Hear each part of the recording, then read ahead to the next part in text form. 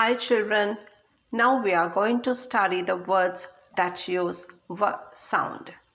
හොඳයි දුවේ පුතේ, දැන් අපි V හඬ භාවිතා කරන වචන ඉගෙන ගනිමු.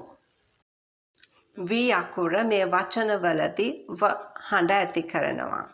V says V for van, V for van. V says V for volcano, V for volcano. Volcano කියන්නේ ගිනි කන්ද. V says V for vegetables.